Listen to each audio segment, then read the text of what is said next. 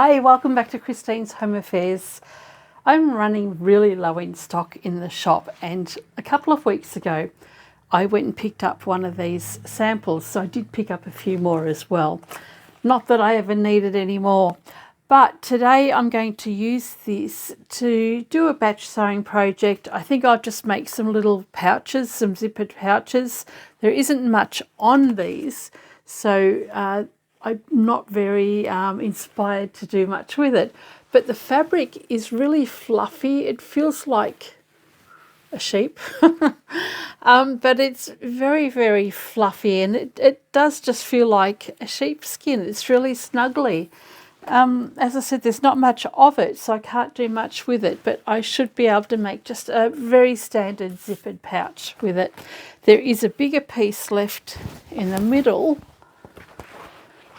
a longer sample. I might be able to make something bigger out of that one. We'll see. I can't show you what it is yet because I have no idea, so we'll get straight onto it, and I'll put the measurements up on the screen as I usually do. So other than keeping it simple, I really have no plans for this, and I won't know anything until I start pulling these apart. Now, these are quite difficult to pull apart, and there's usually a lot of holes in the fabric from the staples, and then you have the glue that causes problems as well. I used to try and remove everything with a heat press. It's not that great, and you end up with a sticky mess all over the place. So these days, rather than taking the time to remove all the adhesive, it's just as easy to get my electric cutter and cut the fabric off. So the product I'm using today is recycled yarn. It's upholstery grade fabric and commercial grade.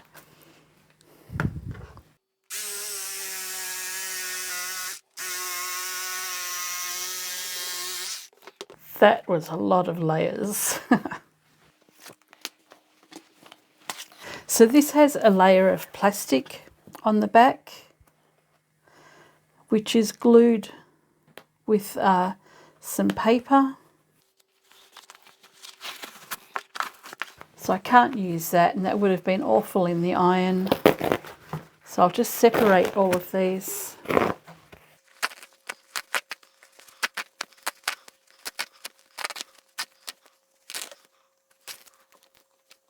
So I have this paper glued onto the back of the fabric on one side.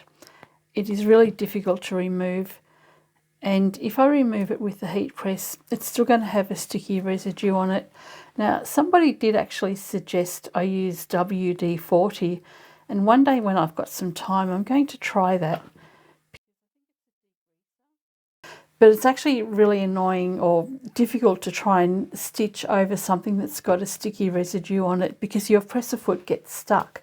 So I'm going to just cut this straight off. It'll save a lot of time. And on the other side, I've got the same problem. I'm just going to cut that off at each end of all of these pieces of fabric. So it will still leave me with something about this size. And I think with that size, I should be able to make just a very simple little pouch with that. I'm going to line it as well. And these staples are easy enough to remove. So that's my plan for all of these. I'll place the layers together. They're actually going to stick onto themselves because of the residue on the fabric. And then I might be able to cut out a few pieces at a time. See how we go.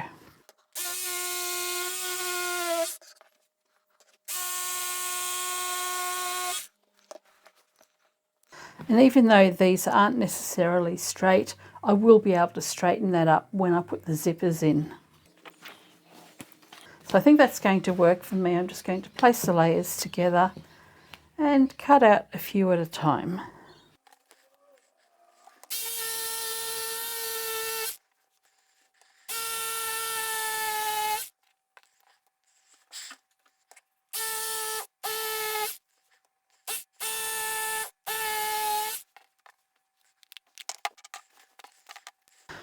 Then I just need a screwdriver to remove all of these staples.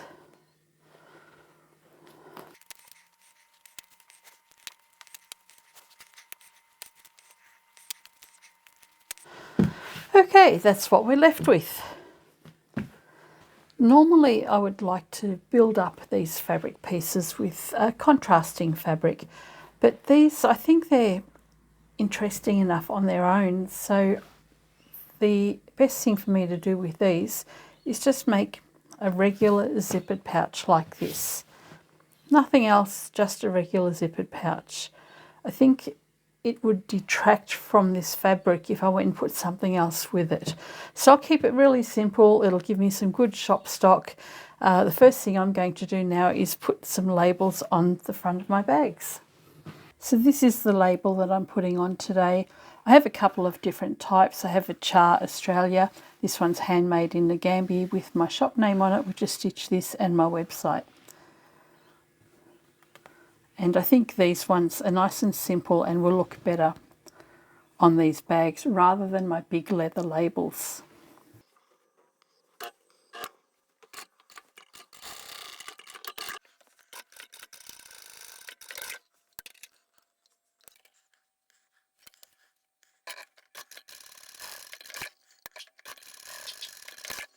So all up, I managed to get 13 pieces of fabric, and with the long rectangular one, it was an awkward shape, so I ended up cutting that in half, and I'm just going to make another 2 of these pouches. So all up, I've got 15. I've started cutting up the lining for each one, and I'm making the lining slightly longer than the fabric. And that's to allow for the closure at the bottom of the bag. So these ones here are all the same size. I've done them in batches to keep the sizing the same. I've got 1, 2, 3, 4. So I need 6 more pieces. And I'm just going to lay this over the top. 1, 2, that's 4. So I'm going to cut out 6 layers all at once for all of these. And I'm going to leave extra at the top to allow for the seam allowance for the bottom of the bag.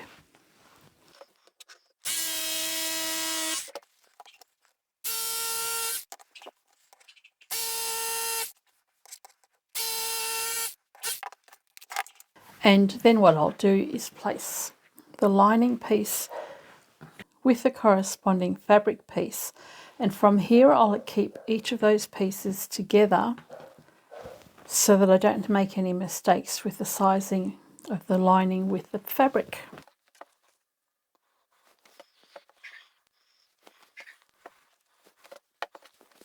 Now all we need to do is prepare our zips. It's always the worst part. To prepare my zips, I'm using a continuous zipper. This is a number 5, and I've got enough sliders to make 15 of the bags. Now, one of the things that I tend to forget quite often is to put the sliders onto the zipper tape. So I'm doing that now. I'm going to make sure I remember to do all of that before I put the tabs on, because I'll put the tabs on to the end of the zip and there are no sliders.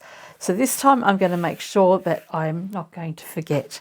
So what I do to make things go a little bit quicker is I'll open one end of the zip, pop my slider on, and they're not always easier to get on. Sometimes they're easier than others, and that's not as even as I'd like it, so I'll do it again. So sometimes I do this 3 or 4 times before I'm happy with it.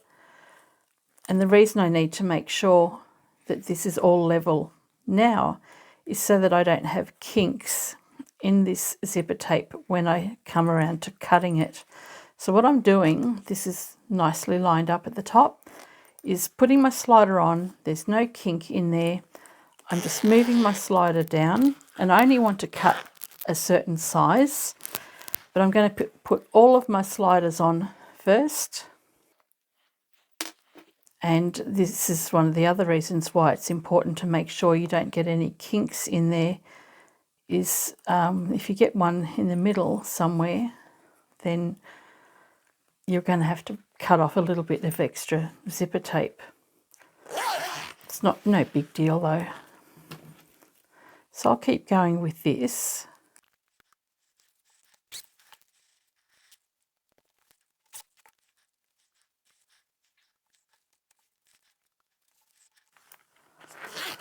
And sometimes your zipper tape might get a little bit ratty. You can just trim that back so that it looks nice and neat again. And you can see that the teeth at the end here are perfectly in line with each other. And this is how I can tell whether or not I'm going to have any kinks in the tape.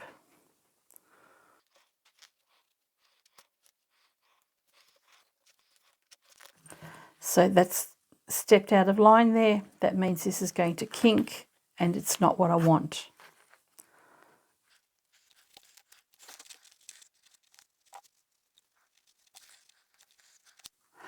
And sometimes, no matter what you do, one zipper head will always give you trouble, and it's got nothing to do with the zip or the head or the slider. It's really just the way we put all of this together and line it up. There you go.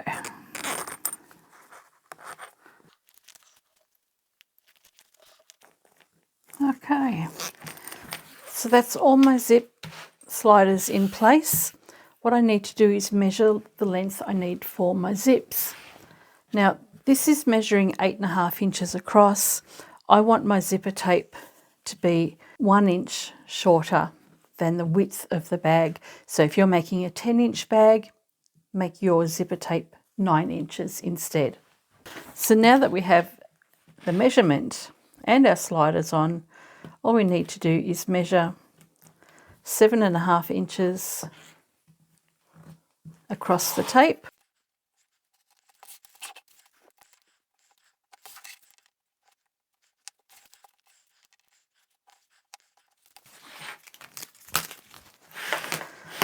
And then we can start cutting the tape out. So you'll move these sliders out of the way as you go, and that way your zip is always going to be closed.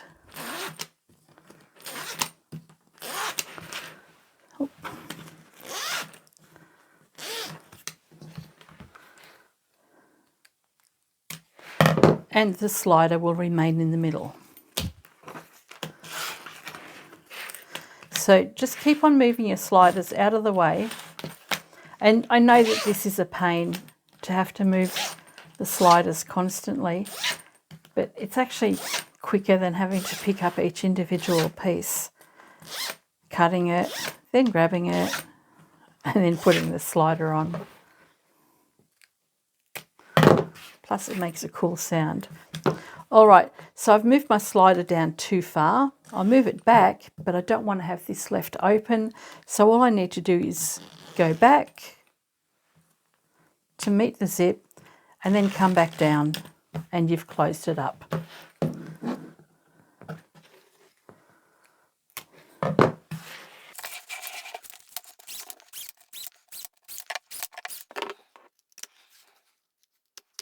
And you'll just keep doing that until you've got all the zipper tape cut out that you need. Next, we need to prepare the tabs for the ends of our zips. So I'm going to do a closed tab for the end of my zipper. What I've got here is a piece of fabric that's had the raw edges folded in and then folded in again. And that's going to sit over the end of the zipper tape here, and I'll sew both sides in at the same time. So all I would do is clip that in place, and the next one, and stitch everything down in one go. So I've shown you with the pink because it's easier to see. I'm going to use black fabric for these, and what I've got is a piece of fabric that is 1.5 inches in width. As I said, it's folded in and then folded in half again, and I've pressed that all the way along. Now it's just as easy to use bias binding, but you don't have to have the fabric cut on the bias. So what I've done here is cut one long strip of fabric at 1.5 inches in width. And the reason I want mine at 1.5 inches, it's a good size for binding your zipper tabs or binding your zipper ends without it encroaching too much on the inside of your bag. And the other reason why I want it at 1.5 inches is because I'm going to be using a bias maker. This gadget is part of my Simplicity bias machine, but I couldn't be bothered plugging it in. So you can use any tool that makes bias tape for you, but it doesn't have to be on the bias. As I said, this is on the straight grain of the fabric. What I do want to do is trim a bit off on the diagonal, and then I'm going to feed that into my bias tip, and with a pin I'll push the fabric down until it comes out at the other end. So you can see that at this end it's already starting to fold the fabric. On this end I want this to be distributed evenly, so I want the folds in the fabric to be even on both sides. So what I'm going to do now with the iron on is just start pressing this, and I'll gently move this along, and as this moves along there's a fold in the center here. So rather than going along and pressing everything, folding it all individually, using a bias maker like this is so much quicker. And I tend to forget to use this all the time. I've got so many different sizes, and yeah, I just forget to use them. So this would go much quicker if I were using my electronic machine, but I'm only doing a small strip, so there's no need.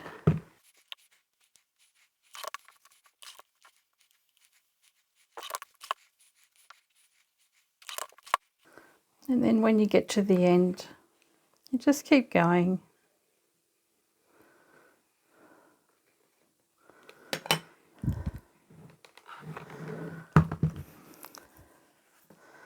So that's the raw edges folded in, and then all you need to do is fold that in half one more time.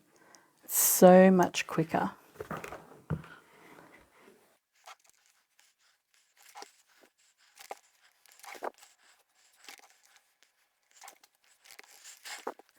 So that's all of that done.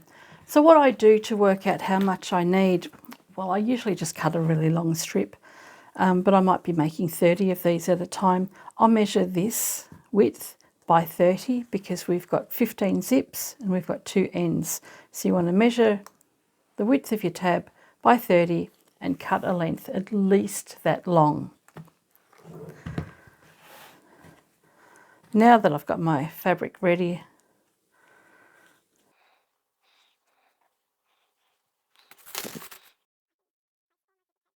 I can place all my zips inside and sew straight down.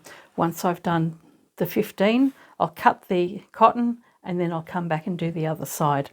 And rather than clipping all the pieces, that's time consuming, I'll just take all of this over to the machine and insert them in as I'm sewing them. And away I go.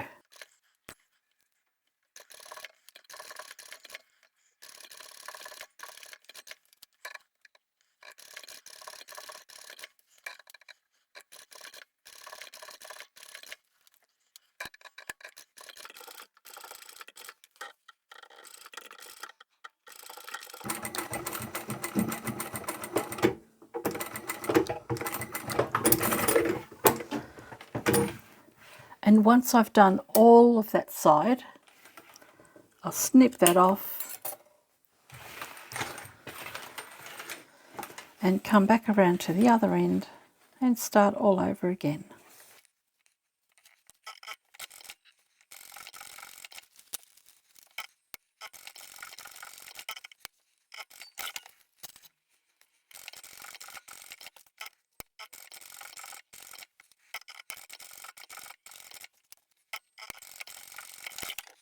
Now that we have done all of the zips, we can start preparing our bag or finishing our bag.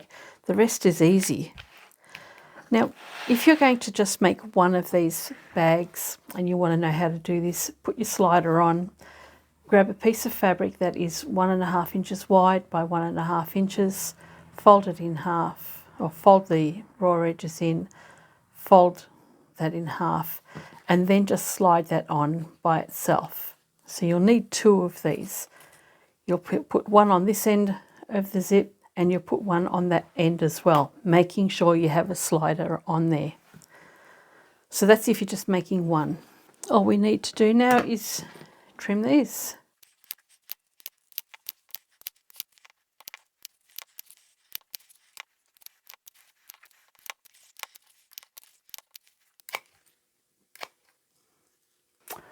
Now we can start putting these in.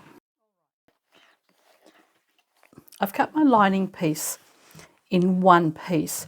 I do actually want to cut this in half, just because it'll make it easier later when closing up the bag.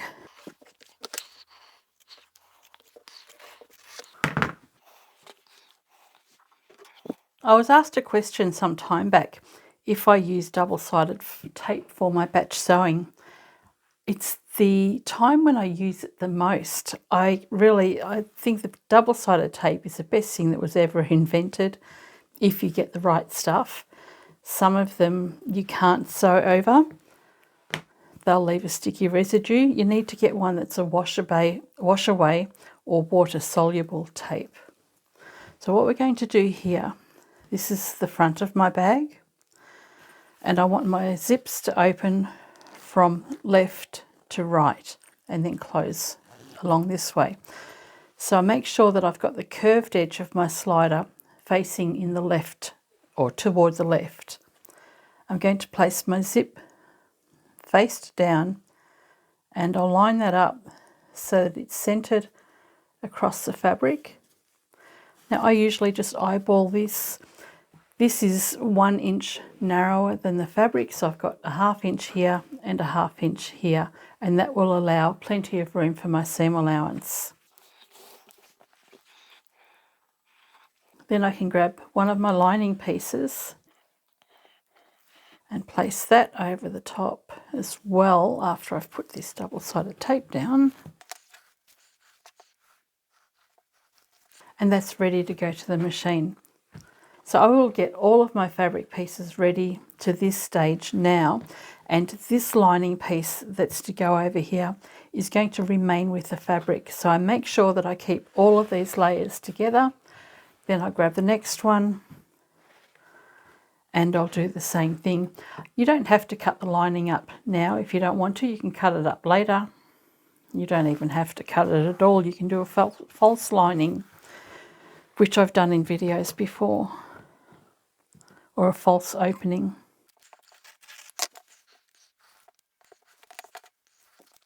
If you're in Australia and you're looking for double-sided tape, I do have it on my website. And I'll post a link in the description.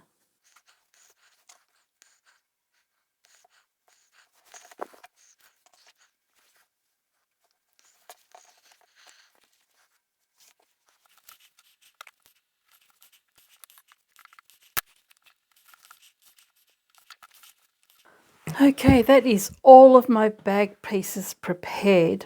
The reason I've chosen to cut the lining pieces in half individually is because the outer fabric is a different size for every second or third one of these pieces.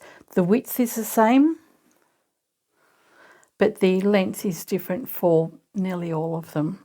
So it's much easier to cut them all up individually. If they were the same length, I would cut every single piece of fabric out at the same time, just cut straight through. Now I can take these to the machine and stitch all the way along the top edge. I'll sew with the outer fabric faced up because it's got more stability in it and it's less likely to shift. You'll need your zipper foot on for this one, so I've got a really narrow foot here.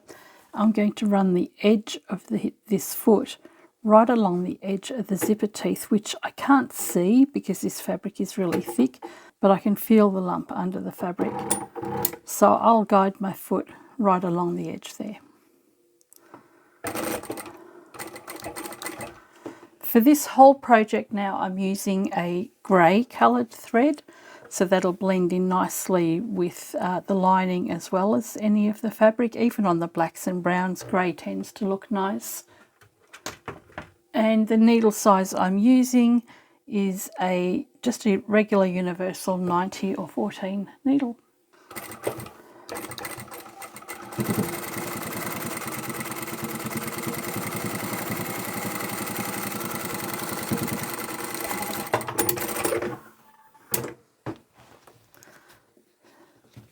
So I'm not going to top stitch this just yet. I'll keep the other piece of fabric together with this, and I'm going to do all of the other zipper insertions, and then I'll change my stitch length for top stitching.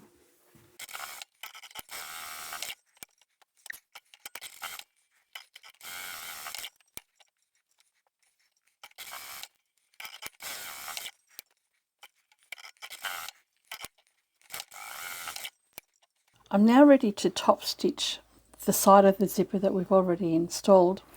I've gone back to my regular foot because I want to do a wider top stitch, and I've increased the top stitch length to 4. So I've put my lining behind my outer fabric, and I'm going to start my top stitching at the beginning of the zipper tab, not at the end of the fabric. Because this is such a fluffy fabric, I want to have a wider top stitch area, so I'm not going to top stitch really close to the top edge. I'm going to come down a little bit because I want to catch the bulk in the fabric underneath here. Otherwise the stitching will be too close to the top edge there, and it'll cause the fabric to kind of bunch up.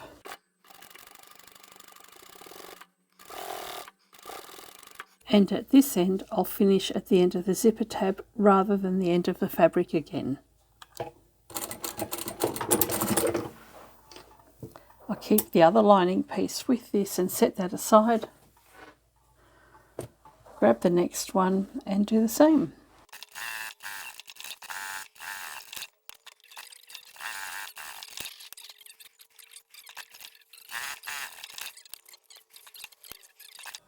So now that we've done the top stitching on this side of the zipper, we can now do the other.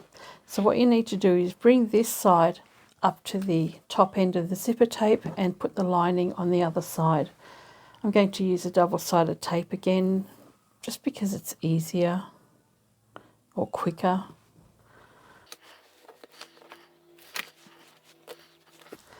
I'll bring this fabric up. I'll line up the side edges to make sure that's straight, and then I'll line up the top edge. And you can see this fabric is not very straight at the top, but I'm lining it up with a straight edge here, and that's just a little bit of excess. I don't need to worry about it. Pop another bit of tape over the top, and we can put this lining on as well. So again, I'm lining up the side edges and then the top. And a little bit of that fabric will stick out at the top.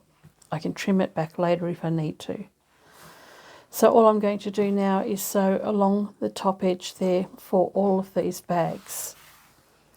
So it's just a matter of taping all of these together now. It'll be the best use of my time rather than going to the machine and doing one bag at a time. And by not using clips, I don't add any extra weight to this because it does get heavy when you clip everything along.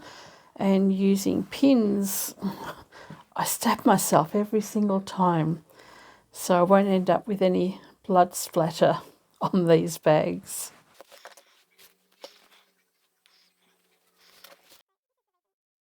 So by keeping this lining piece of fabric with each bag that I'm working on, I don't have to worry about incorrect sizing. I know that this piece came from that piece of lining, and everything's going to be nice and even. And once these are stitched together, I don't have to worry about keeping anything together anymore because there won't be any more pieces to add. Oops, that's not right.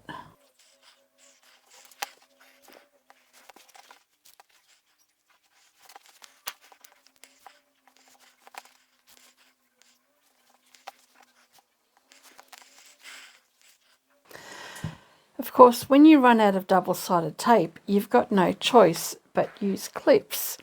I've got 400 reels of it at the shop and I didn't think to bring any home. I actually thought I had loads here.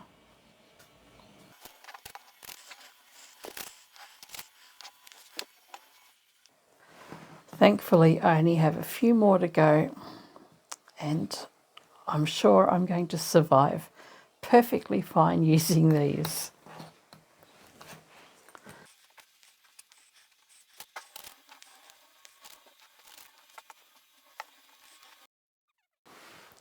Let's sew all of that up now.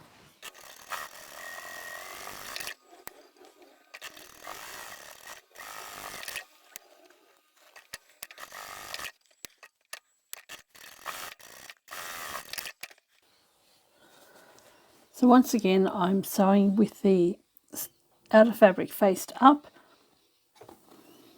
and I'm just feeling where the zipper teeth are and trying to line up my zipper foot as close to those teeth as I can. And I have reverted back to my zipper foot as well.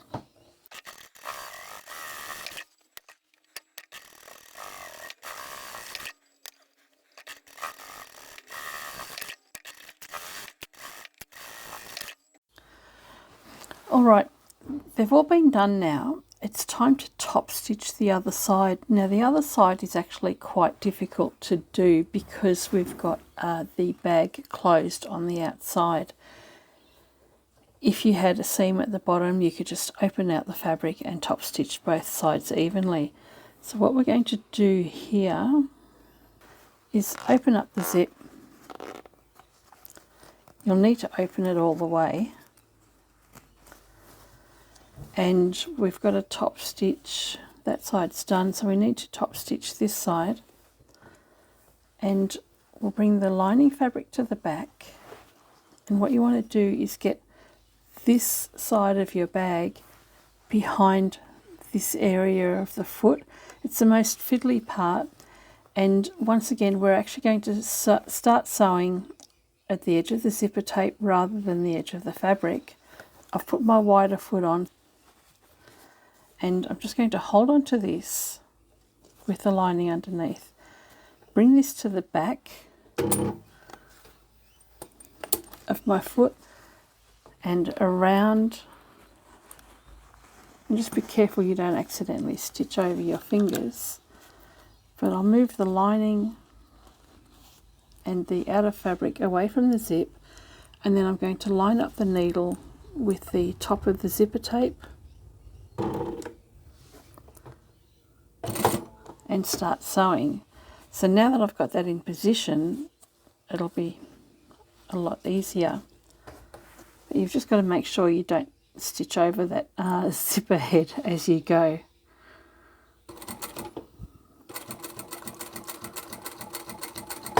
Did I mention I've increased my stitch length back to 4? If not, I have done that.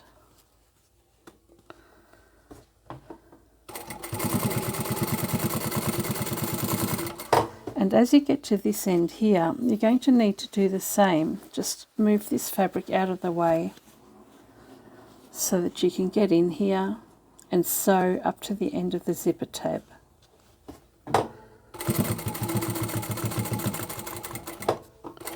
And back stitch. And then the top stitching is finished. So that's the hardest part of the whole bag. Again, that's because the outer fabric is one whole piece.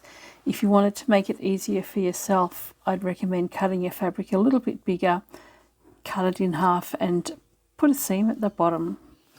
So now I'll do the same with the rest.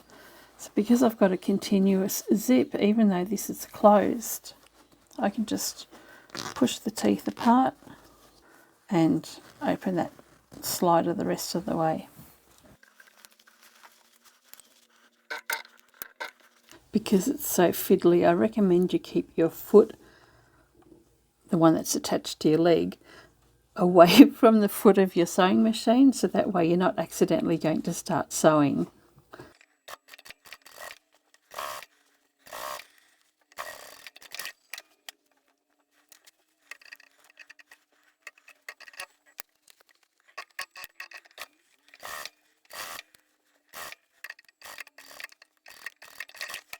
So even though it's a little bit fiddly to do the top stitching when you've got the outer fabric closed up like that, it's worth persevering because it's one less job that you've got to do here. It's only a few extra seconds, and they turned out fine after all of that.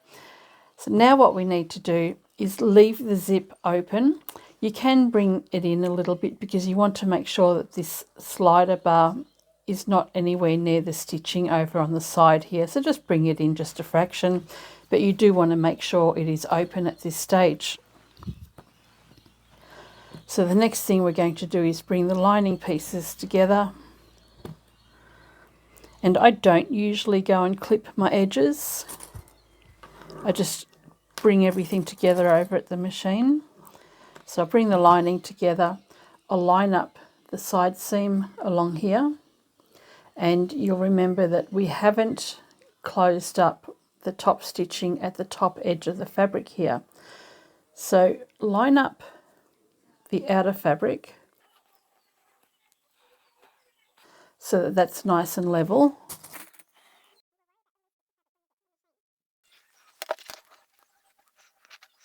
So you can see the seam there is nice and loose.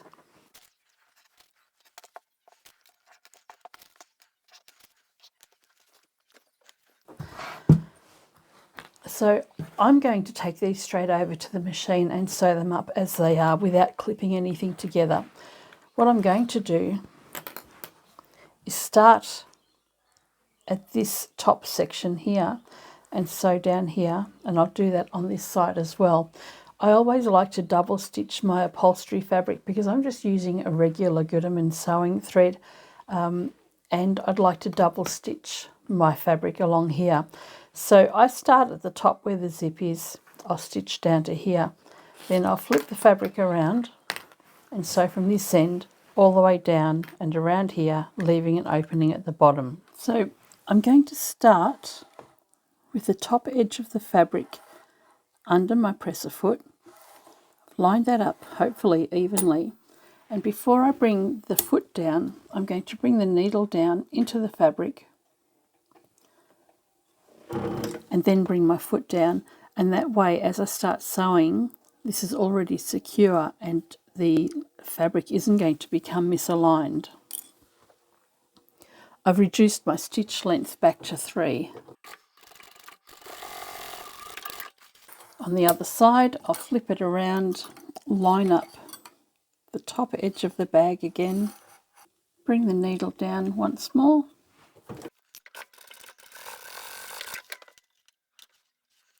and now I'm going to sew the lining. So I'll flip this over, I'll start at the bottom of the outer fabric, and as I come up to the fold, you can use tweezers or hemostats if you've got them, or anything really.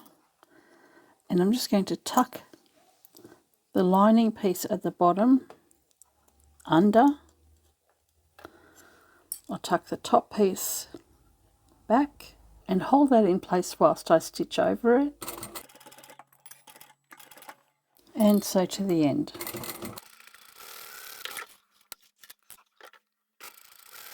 Along the bottom edge I'll sew part way and backstitch. I want to leave an opening of a few fingers width so that I can turn this the right way out. I'll go back up to the other side that I haven't done yet.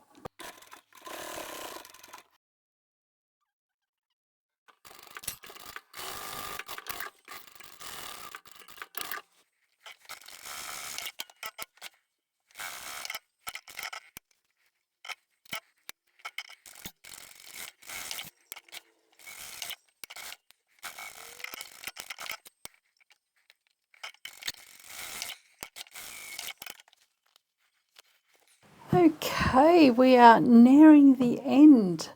So now that I've sewn up the side seams, I just need to trim the corners. If there's too much fabric at the edge here, I might trim that back as well, but most of the time I don't.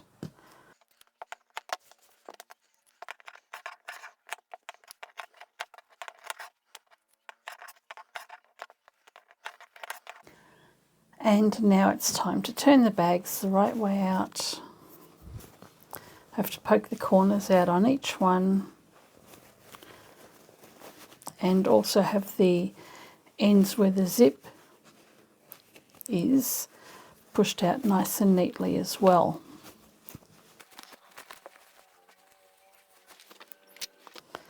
And then I'll leave the lining out so that I can sew those up.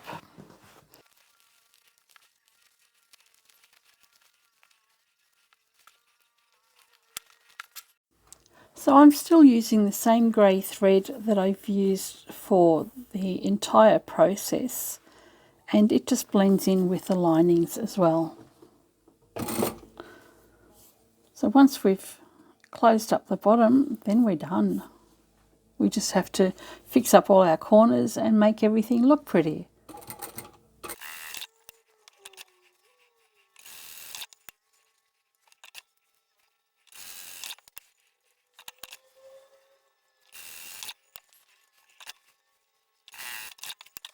My bags are completely finished now, and all that's left for me to do is trim off any excess threads, tidy it up, tuck everything in, make sure everything looks nice and neat. Once I've done this, I'll take them outside and take photos of all of the bags for my website. Oh, and I'll also put some little pulls like this on the zippers as well. Not much to go.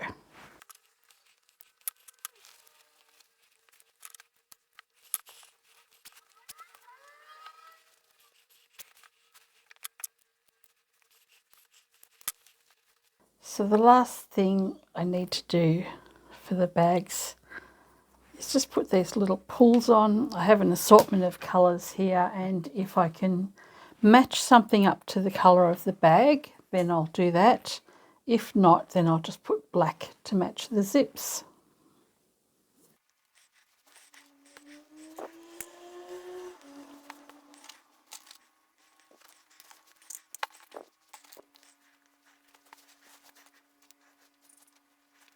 There we go. I've done 16 zippered pouches out of one sample fabric board. And I only made one mistake. Where is that? This one here. I've got my labels on the front, and my zipper heads are opening from the left to right on all my bags except for this one. This one goes from right to left, but it really doesn't matter. The user's not going to care which way it is. So aren't these bags absolutely adorable? I just love this fabric. It is just so soft and snuggly. So I'm pleased that I've left it really simple. I didn't want to add anything else to the fabric because I just think these are really nice on their own. So lots of great colours. I have actually added them to my website as well. So all the photos have been taken and everything is 100% ready to go into the shop. Well, make that 99% because I still have my little tags to go onto each of the bags, but I'll do those at the shop because I don't keep them at home. Now, if you want to know what I've written on my tags, this is the front. It's just my shop details, and then on the back it's the story about how I got into working with reclaimed or rescued fabric. I'll add that to the end of the video here so that you can see what's on both sides of the cards. As far as wastage is concerned, the only thing left from that entire sample board is the hanger, which I do keep. I've got them set aside for a future project. I've just got to think of something. And the plastic sheeting that was behind the board, and then these little scraps as well. So rather than one whole sample board going into the waste stream, this is all we've got. So I'm pretty pleased with that. Oh, plus plastic. So it's now time to work out the costings, isn't it? Okay, to work out the costings or the charge out rate, there's a few things that I do to try and work out what I would like to get and what I would like to get as my labour rate. Now, my labour rate, I generally like to have it between $45 and $60 an hour. That's Australian rates. And the labour rate includes things like the $26 an hour that I would get if I were employed as a seamstress or some kind of a sewing person in industry somewhere. So I would get about $26 an hour. Then it also includes things like power, machine maintenance, taxes, insurance, double-sided tape, thread, all of those sundry items that are hidden costs inside the production of a product.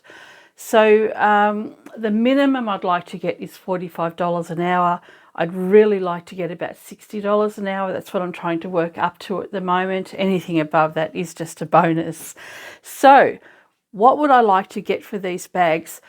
This time around, I'm going to work from the selling price and then work back to see what my labour rate will be.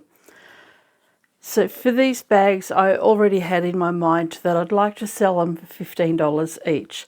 I had thought 20. They're nice enough that they will sell at that price, but I think $15 is probably a better price for the size of the bag that they are.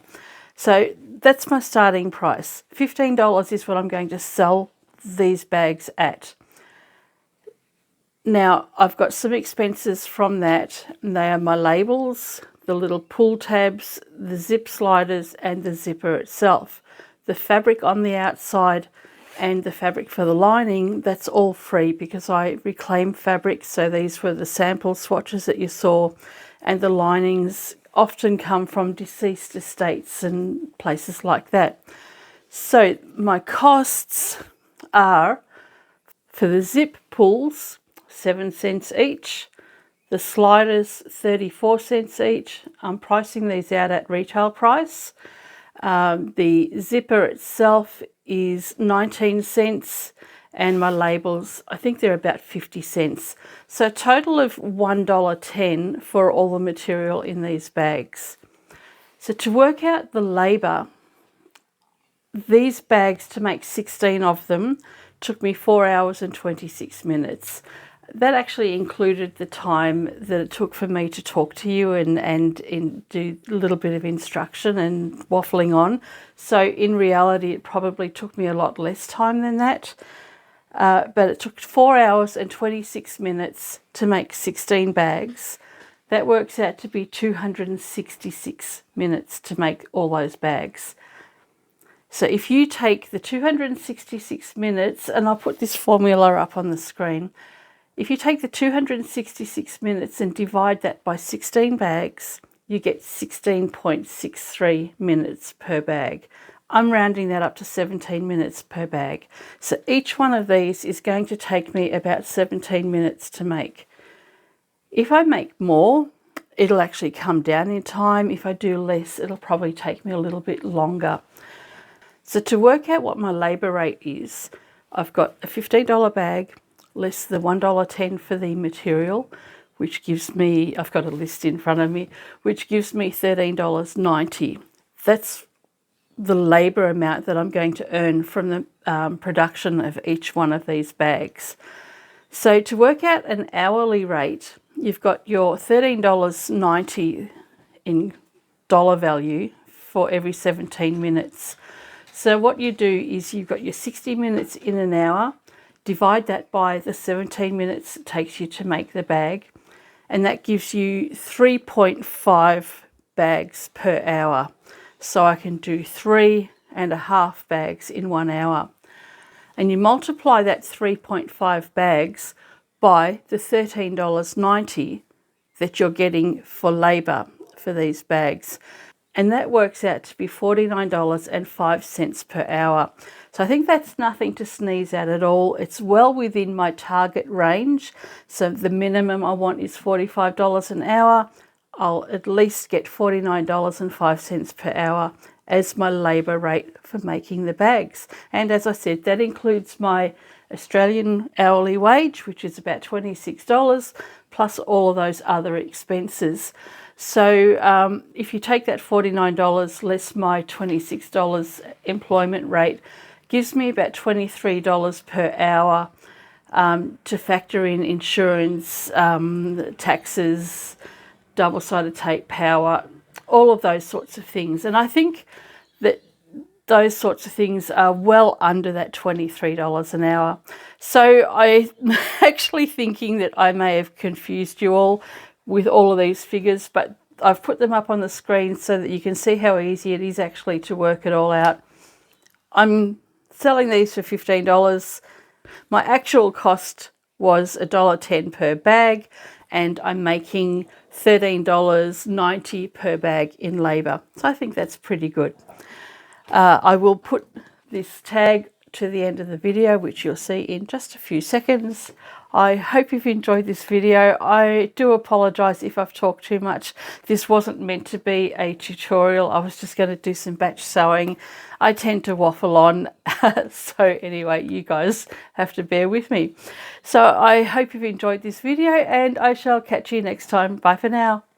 So here's what's written on the front. You can just pause this so that you can have a read of it. I'll flip that over.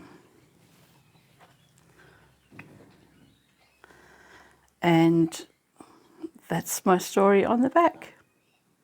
So again, you can pause this rather than making me read it out. I think I've talked enough. Catch you next time.